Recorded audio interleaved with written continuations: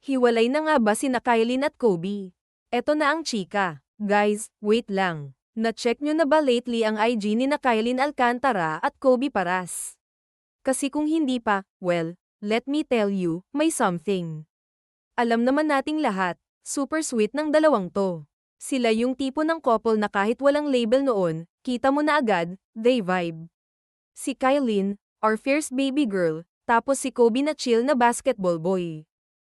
Perfect match 'di ba? Pero recently, netizens noticed something na medyo off. As in, bura-bura ang mga couple photos nila. Wala na yung mga pa-heart emoji. No more NBA date pics.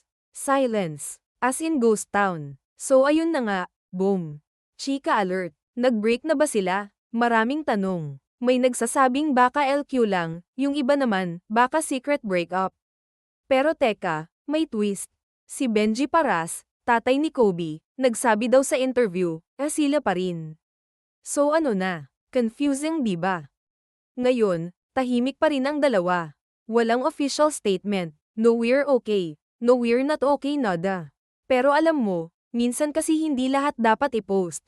Baka nga they're just keeping things private now. Or maybe, baka tapos na talaga. So kayo, anong hula nyo? Break na nga ba? O baka chill lang muna sila sa social media? E-comment nyo yan below. At syempre, kung ayaw mong ma-miss ang mga ganitong showbiz updates, don't forget to like, share, and subscribe.